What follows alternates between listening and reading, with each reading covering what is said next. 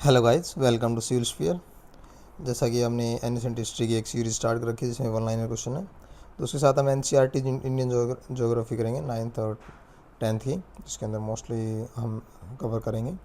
तो हमने ये सीरीज़ स्टार्ट की है, इसमें हम चैप्टर वाइज करेंगे। हर चैप्टर कोशिश करेंगे एक दिन में एक चैप्टर करें, अदरवाइज़ 2 दिन में एक दिन, जैसा जितना बड़ा चैप्टर होगा उसके अकॉर्डिंग हम करेंगे। तो जो इम्पोर्टेंट हैं इंडियन ज्योग्राफी 9th और 10th, उसके बाद आपका बेसिक हो जाएगा। उसके बाद आप स्टैंडर्ड बुक में जाएंगे, हम धीरे धीरे जल्दी ही इसको कवर करेंगे। चलो स्टार्ट कर देते हैं। एक बार थोड़ा बेसिक इन्फॉर्मेशन है फर्स्ट चैप्टर में, इंडियन ज्योग्राफी पार्ट 1 में। तो इसमें इंडिया है, जो इंडिया का जो लैंड है एक्सटेंड, जो लैंड एक्सटेंड है वो कौन से लेटीट्यूड और लैंगिट्यूड के बीच में है। तो 8 degree 4 minute north and 37 degree 6 minute north latitude है, और लॉन्गिट्यूड है 68 degree 7 minute east and 97 degree 25 east longitude है ये, ठीक है। और जो ट्रॉपिक ऑफ कैंसर है 23 degree 39 north minute north divide करती है जो इंडिया को 2 इक्वल पार्ट में, तो आपने याद रखना 23 डिग्री को। और साउथ ईस्ट अंडमान निकोबार है, जो अपने जो साउथ ईस्ट में, तो अंडमान निकोबार बे ऑफ बंगाल है। और जो साउथ, यहाँ पे हम लिखेंगे साउथ वेस्ट है,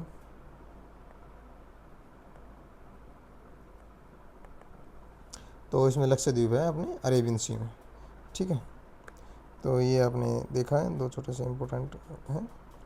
उसके बाद इंदिरा पॉइंट, एक पॉइंट है कि जो साउथर्न मोस्ट में अपने इंदिरा पॉइंट है, साउथर्न मोस्ट पॉइंट है, वो सबमर्ज हो गया था अंडर द सी वाटर 2004 के अंदर, तो सुनामी आने के बाद।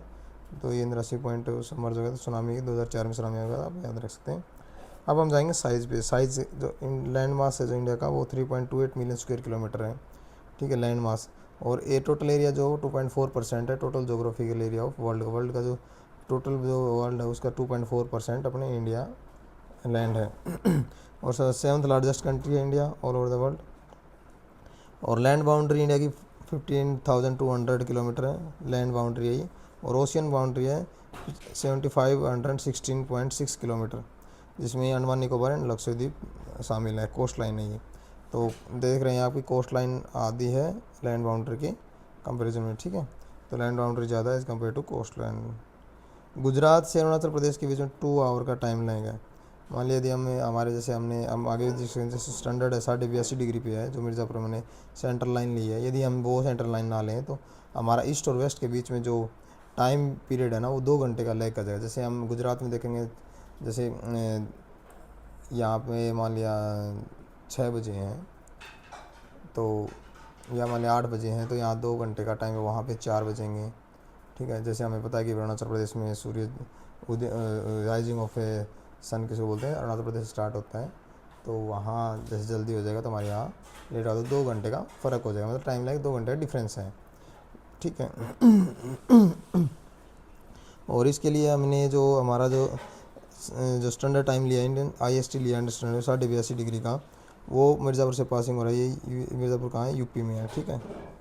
तो लेटीट्यूडनल एक्सटेंट इन्फ्लुएंस द, जो लेटीट्यूडनल एक्सटेंट है वो ड्यूरेशन टाइम एंड नाइट को, डे एंड नाइट के move from south to north influence करते हैं, ठीक है। इसलिए जैसे हमने बताया कि भी जो गुजरात और अरुणाचल प्रदेश के 2 आवर का टाइम लाइन होगा, तो लेटीट्यूडनल डिफरेंस है जो वो इसमें क्या करता है, डिफरेंस है कर देता है, जिससे कि जो टाइम डिफरेंस है वो एक क्रिएट कर देता है।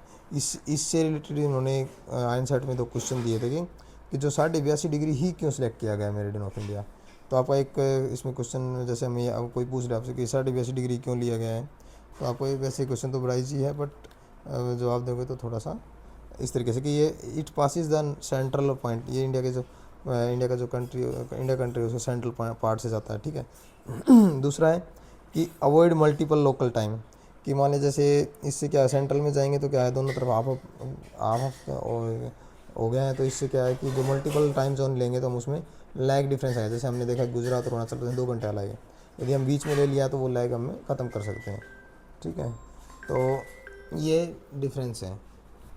और जो फिर वर्ल्ड के साथ हमें जुड़ने के लिए सिंगल यूनिफॉर्म टाइम मिल जाता है कि 82.5 डिग्री हमें 5.5 घंटे यूटीसी से प्लस करके, ठीक है। यहाँ मान लिया यूटीसी जो वर्ल्ड का है वो 5 बजे है, तो हमारे यहाँ 10:30 हो गए। ठीक है, आपको ऐसे याद रख सकते हैं, जैसे यहाँ यूटीसी का टाइम डाल दो, यहाँ अपना प्लस, क्योंकि हम 5 घंटे आगे हैं तो यहाँ 5 घंटे ऐड कर दो। तो यहाँ मान लो जैसे वहाँ पे 7 बजे हैं तो हमारे 7 और 5 12, 12:30 हो गए। अब हमारे यहाँ जैसे 8 बजे हैं तो वहाँ से 5.5 घंटे कम कर दो, तो वहाँ उतना टाइम होगा, ठीक है। ये मिर्ज़ापुर से, क्योंकि ये कन्वीनियंट सेंट्रल रेफरेंस पॉइंट लिया गया तो सेंट्रल रेफरेंस पॉइंट है, इसलिए वहाँ से जा रहे हैं, ठीक है। उसके बाद है कि दूसरा क्वेश्चन था कि जो डिफरेंस है between duration of day and night का हार्डली फेल्ट एट कन्याकुमारी, मतलब वहाँ पे ज़्यादा फील नहीं होता कि ड्यूरेशन का। बट ऐसा कश्मीर में नहीं है, क्यों? सबसे पहले तो क्योंकि जो कन्याकुमारी है वो नियर द इक्वेटर है, जो सन रे है almost over head through out the year दोस्त, तो लेंथ और डे एंड नाइट है वो रिमेन इक्वली रहते हैं, तो 12 घंटे ईच रहता है, क्योंकि नियर द इक्वेटर है तो सारी सन की रे ऊपर ही पड़ेंगी, तो ज़्यादा हार्डली चेंज नहीं हो पाता। लेकिन कश्मीर है वो नॉर्थ में है, फारदर नॉर्थ 34 डिग्री नॉर्थ है, तो जो नॉर्थ में है तो इस कारण वहाँ क्या है, तो एक तो जो अर्थ का 23 डिग्री एक्सियल टिल्ट है जो and its revolution around the sun and duration day night change significantly with the season.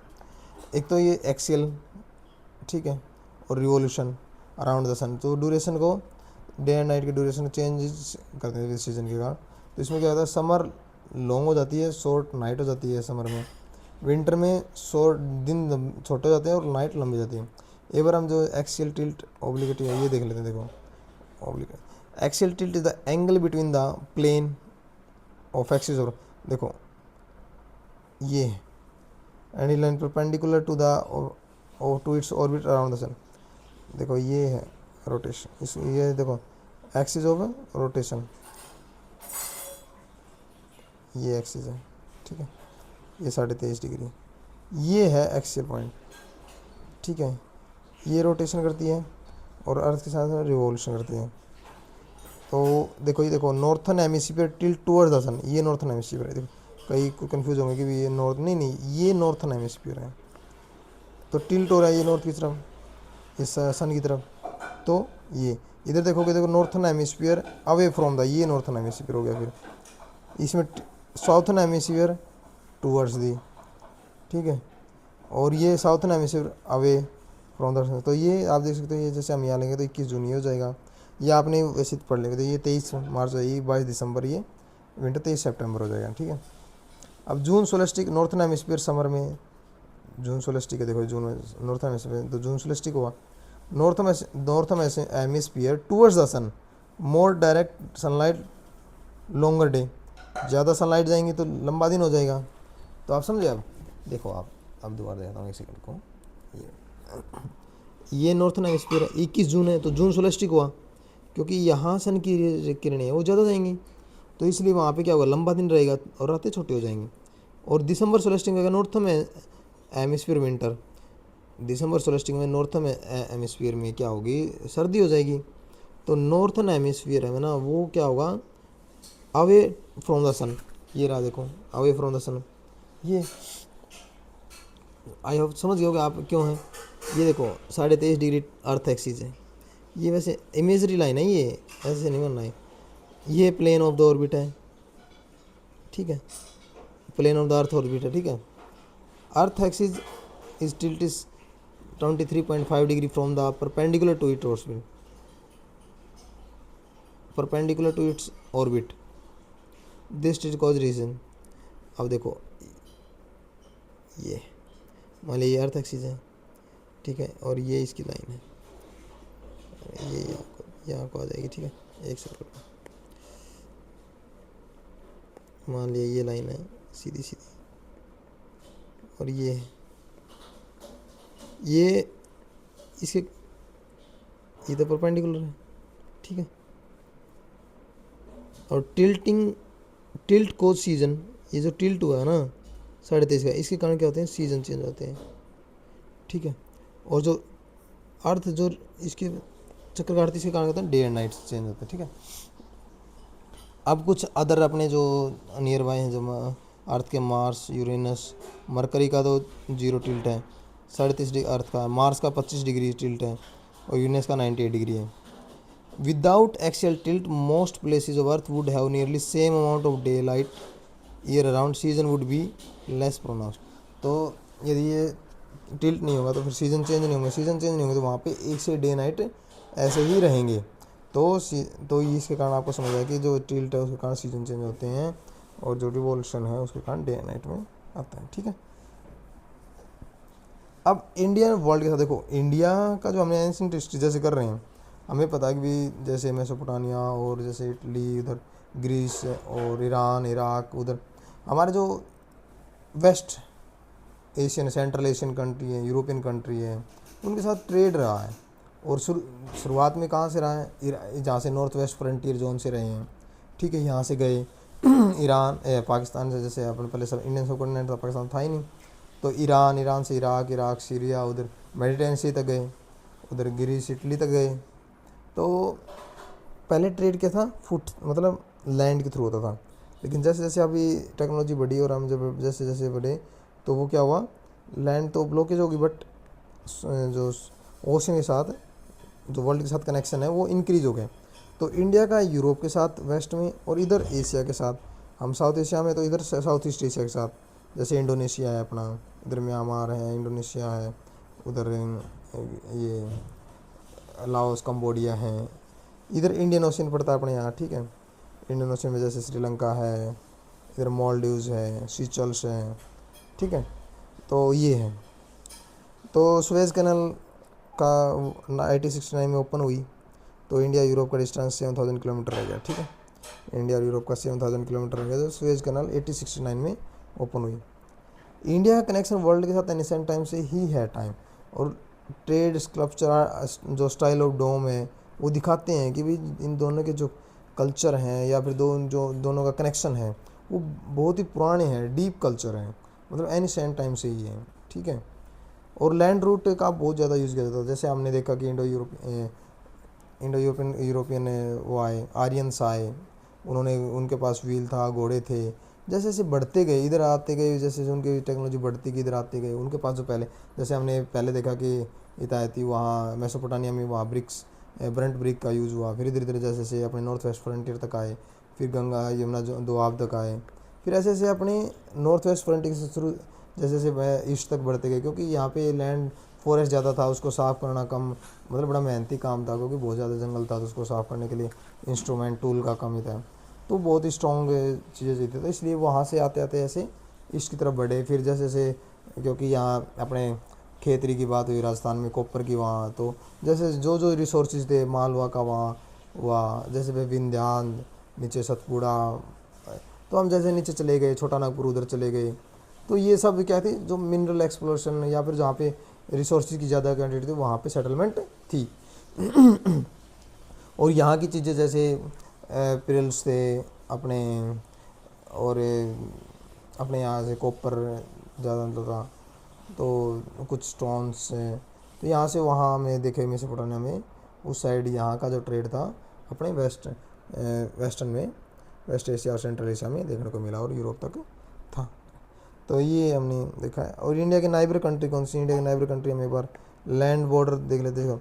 North में आपने याद रखना चाइना, तिब्बत, नेपाल और भूटान है, और नॉर्थ वेस्ट में है पाकिस्तान और अफगानिस्तान है, ईस्ट में है म्यांमार और बांग्लादेश है। ठीक है, और साउथ में ये ओशियन से है श्रीलंका और मालदीव्स, और श्रीलंका और जो इंडिया का जो जिस स्टेट से बोलते हैं उसको पाक स्टेट बोलते हैं, और गल्फ ऑफ मन्नार भी यहाँ पे श्रीलंका और इंडिया को जो जिससे जोड़े हुए हैं, जो तो पाक स्टेट और गल्फ ऑफ मन्नार है यहाँ पे। और ये यहाँ पे से हम एक बार उसमें आपने जो उसमें पढ़ा हुआ एनवायरमेंट इकोलॉजी में, गल्फ ऑफ मन्नार जो बहुत ही इकोलॉजिकल बहुत ही इंपॉर्टेंट है ये। ठीक है, और मालदीव्स अपने लक्षद्वीप के साउथ में पड़ता है। ठीक है, मालदीव्स, तो मालदीव्स न्यूज़ में रहा था, क्योंकि पिछले हमने देखा था जैसे प्रेसिडेंट वहाँ के चेंज हुए थे, तो ये हम ज्योग्राफी के कंपेयर से पढ़ेंगे, पॉलिटिकल ये रिलेशन है वो वैसे डिस्कस करते रहेंगे जो जो न्यूज़ आएंगे। ठीक है, तो ये पहला चैप्टर था अपने एनसीईआरटी का नाइन्थ क्लास का, जो हमने कंप्लीट किया है। तो आई होप आपने बेसिक से थोड़ा समझ लिया कि हमने क्या क्या इसमें कैसे क्या पढ़ना है, तो हम थोड़ा डिटेल डिस्कस करेंगे साथ ही साथ में। और इसके साथ मैंने बताया कि जो एनिसेंट हिस्ट्री की है, जैसे क्योंकि हिस्ट्री कई बार क्या होता है बच्चों को ज़्यादा पढ़ने में याद नहीं रहती, तो हम ऑनलाइन क्वेश्चन बना रहे हैं यार चैप्टर वाइज, तो आप उससे भी जुड़ जाइए। और आप उसको देखिए, वन लाइनर को एक दो बार क्वेश्चन करेंगे, उसमें मोस्ट इंपॉर्टेंट निकालेंगे बाद में। अभी रेगुलर स्ट्रक्चर वे में चल रहा है। तो आप इस चैनल को ज्वाइन कीजिए और ज़्यादा से ज़्यादा शेयर कीजिए और लाइक कीजिए। और धन्यवाद आप लोगों का।